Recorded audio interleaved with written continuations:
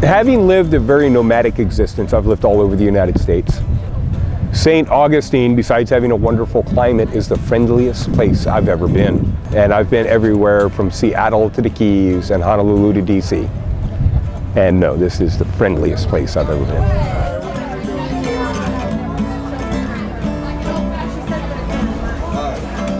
And to be a fine pirate day it is. Talk like a pirate, you always be a pirate. Never be a mutineer, always be captain of the ship. Aye! Aye, grog's off to you, mateys.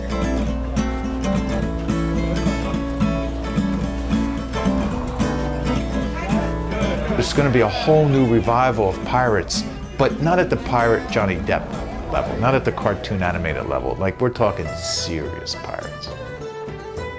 If you're talking about today's pirates versus the pirates of the Golden Age, and I define the Golden Age somewhere between 1680 and 1730, those 50 years, Anne Bonny, and Captain Kidd, and Calico Jack, and Henry Morgan, Olney, Blackbeard, Henry Avery, all the pirates that you know.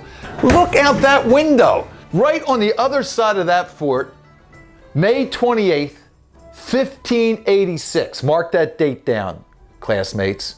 Sir Francis Drake sailed in that inlet on the other side of that fort. The fort wasn't there then. There was a wooden fort somewhere around this vicinity, really right next door, we think. He sails in with 25 ships, 2,000 men, and he comes and burns this place to the ground. Steals 14 bronze cannons and 2,000 gold doubloons he leaves with. Yeah, he came to this town. We had pirates here.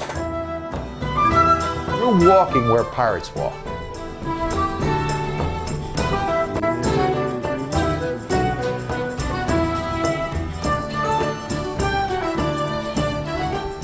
There's really only two things that I do really well.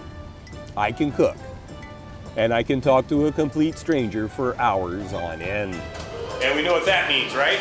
And I ended up giving up 40 years as a professional chef to become a storyteller in St. Augustine. And yes, I still have that job today. It's a haunted pub tour. I take people out, tell them ghost stories, and get them drunk. Now, Flagler convinces R.J. Reynolds to drop the bricks here in St. Augustine. And he goes to the city and says, there's your road, put it in. Now, on that first load of block that came by, Reynolds had his name on only one side of each block.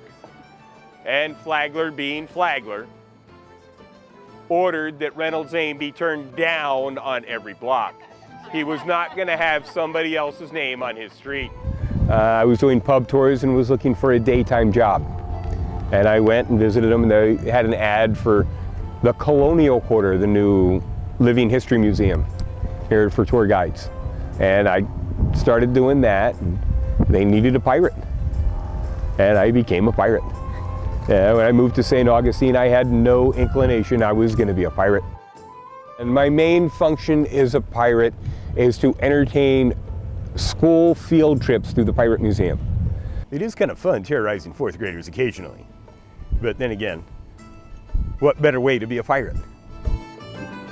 I think it's pretty cool that I think we all have a pirate soul.